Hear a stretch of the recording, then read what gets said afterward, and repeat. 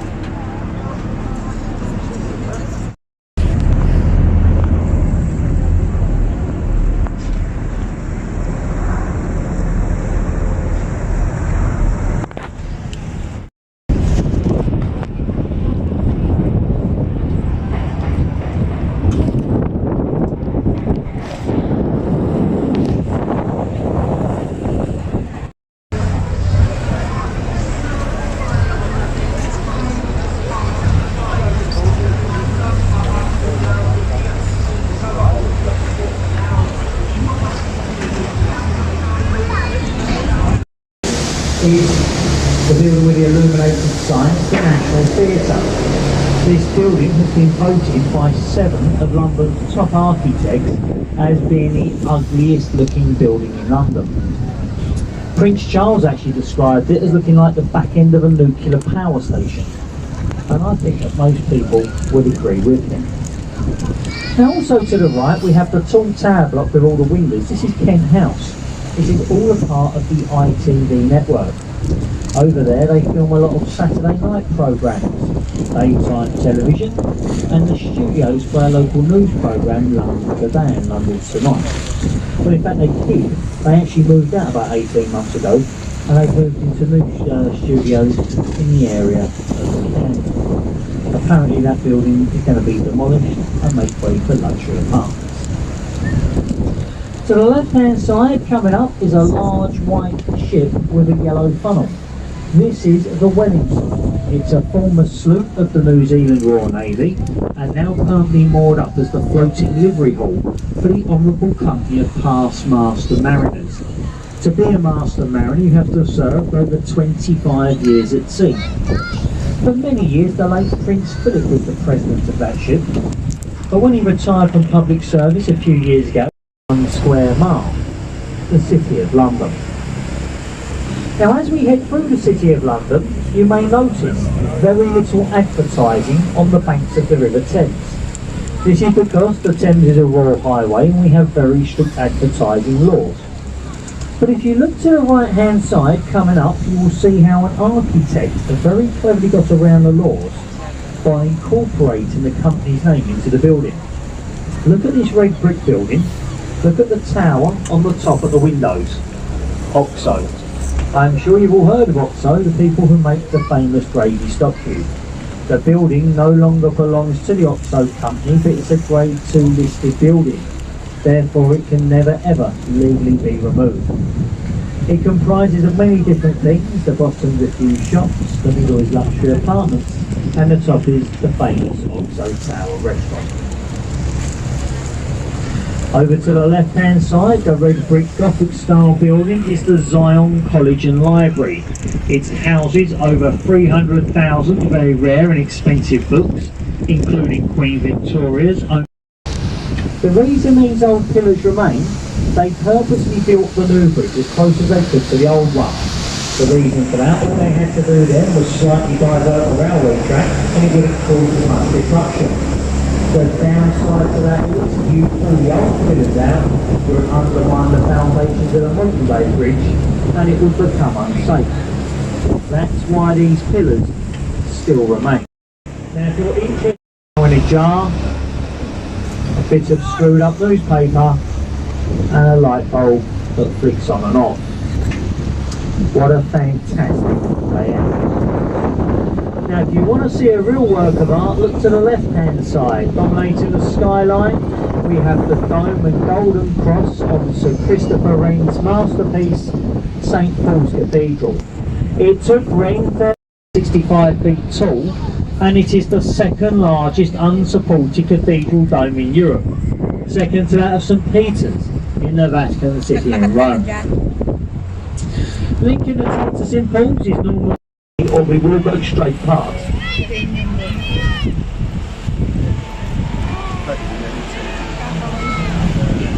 Okay folks, if there's no one there, we're going straight past. Now over to the right hand side we have the white circular building with the thatched roof. It's the replica of Shakespeare's Globe Theatre. It was built to the dream of an American film director called Sam Wanamaker, and it's the first building in London to be built entirely out of wood since the Great Fire of London of 1666. You can go over there today and see an old Shakespearean play being reenacted as it would have been done back in Shakespeare's time. In front of us we have the Southwark Bridge, opened in 1921 and was originally built to relieve the strain from the old London Bridge. We look up above the bridge in front of us on the right, dominating the skyline we have the Shard. At the moment the Shard is still the tallest tower block in Western Europe, standing 1,016 feet tall. It comprises of many different things: a luxury 5-star hotel, private luxury apartments, a few different restaurants, and the top is a viewing gallery. Look in the right hand corner at the foot of the bridge. There's a road across the river to supervise the building of St Paul's Cathedral.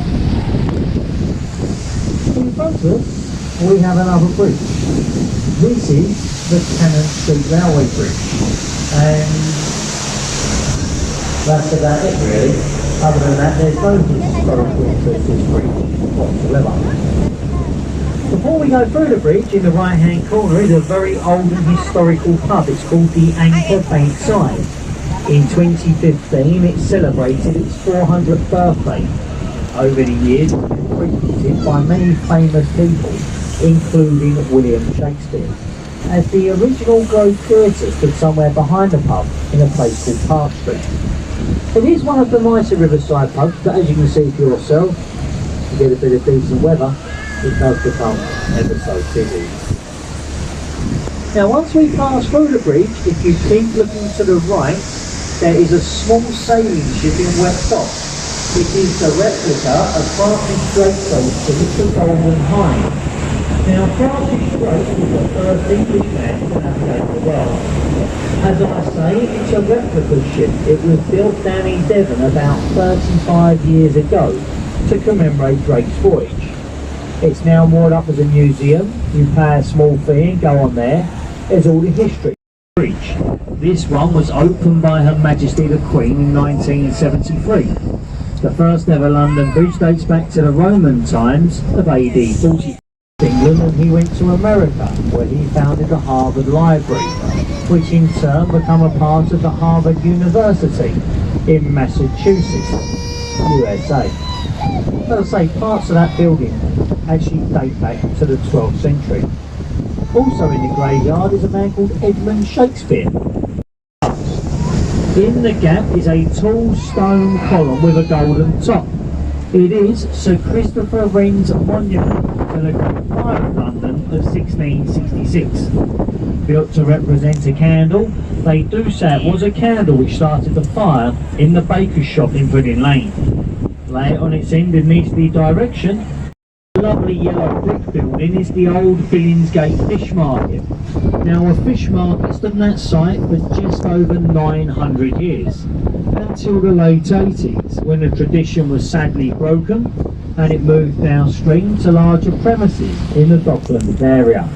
The building today is a private function hall. The building next door behind the trees is the Water Guard House, the headquarters of Her Majesty's Customs and Excise. That is where they train those lovely smiling people who rip your bags apart when you get to the airport. Here by the Imperial War Museum, she's now permanently moored up 7 days a week as a museum ship to the public.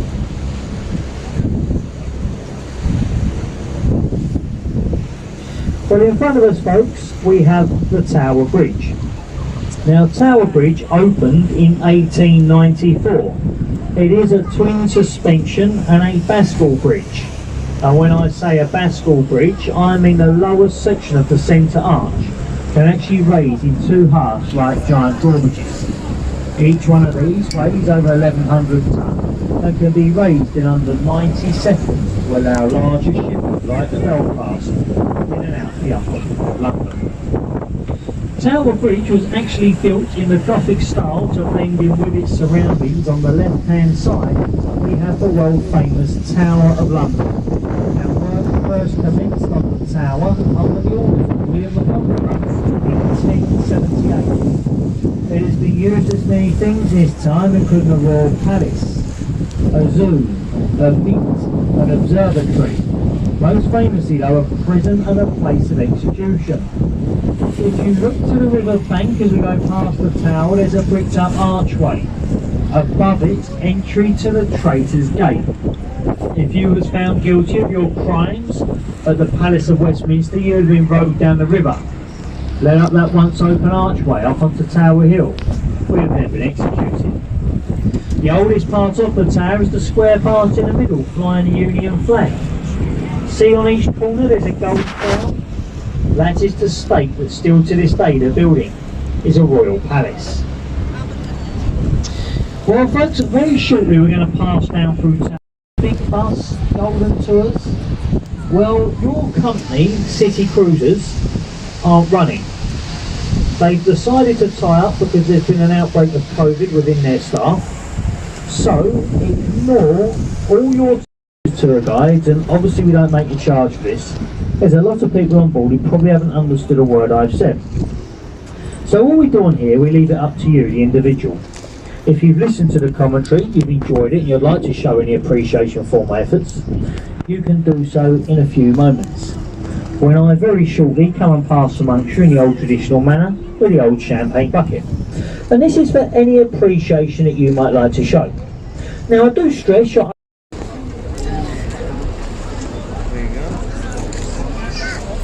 Gusto mo na yung buhay? Opo, pinato ko na. Kasi baka may ano doon. Pero po. Ano na siya?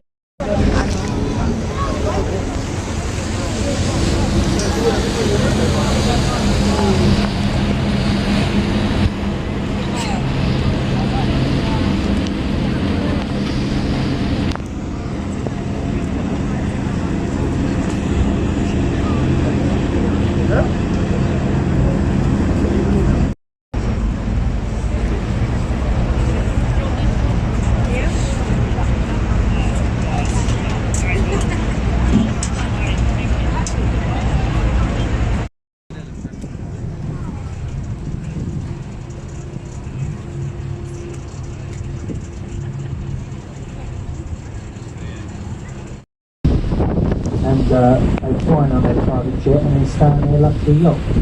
Not a bad old life, really. But as we go past it, right in the river wall, that's the entrance to the lime kiln dock. Now, it's actually up the end of there where they had the lime kilns, basically where they made the bricks to rebuild London after the Great Fire. Sorry, that's the St Saviour's dock. It was up there where they done the filming for Charles Dickens' Oliver Twist. Also to the right, you can see what's becoming more and more popular here in the Thames. You see these barges become so expensive to live overlooking the river. If you were found doing piracy or smuggling on the River Thames in the 15th, 16th and early 17th century, you were sentenced to a form of execution called the Grace of Locking, which basically meant you were taken outside this small warehouse with a three-red balcony and let a gig at low water and chained down to the beach. You were left there for 36 hours. 3 full tries would then pass over their heads before they were pronounced well and truly dead, along with the rest of his crew back in 1701. The charges against them were piracy, smuggling and non-payment of government tax. If you'd done that today, you wouldn't get the Grace of Wapping. You would get community service or a seat in the House of Lords. To the right hand side above the buildings is a church spire. This is the St Mary's Church, Rotherhithe. In the graveyard of this building lays the remains of a man called Captain Christopher Jones, who I'm sure you've never heard of, but I'll speak about him in a moment. And if you keep looking to the right, there's a chimney pot, and beneath it says Thames Tunnel Mills. We're just about to go over the top of the first ever underwater tunnel anywhere in the world. In 1843, Mark Brunel opened the Thames Tunnel, and it is still used to this day by the Metropolitan Line. But keep looking to the right, you'll see an English and American flag on the riverbank, and as we go past, there's a pub. Now the pub is called the Mayflower. Look at the weather vane on the top, it's a tiny little sailing ship. So it's actually over there in Rotherhithe where the famous pilgrim ship Mayflower was a canal system. You can actually get in a small narrowboat and you can navigate to places like Birmingham and Manchester. Yeah, she dug them canals out and then someone invented the train and we pretty much forgot where they were. I'm going up first and then they build around the outside of the building. But all that land over there, that is known as the Isle of Dogs. Now it's a great big horseshoe-shaped bend in the Thames today, but I guess the name the Isle of Dogs actually dates back to when the royal families lived in the Royal Palace of Greenwich. Now back in them days it was all old marshland over there, a strip of water ran right the way around it, making it an island. Now when the likes of Henry VIII floated in the river, they're barges. They're also known as lighters. Now what would happen, the ships would go into the dock. You would then put the barge outside the ship, discharge the cargo from the ship into the barge, lightening the load. The man in charge of one of these was 2 or 3 years ago, someone who just didn't really fit into the text of no water. They kind of said, the army in, the rock squad in. This is great for being the first ever Englishman to navigate the world. He sailed around the world in his ship, the Golden Hind, and he anchored up just off of that point. He got in a small rowing boat, he rowed over to the stairs.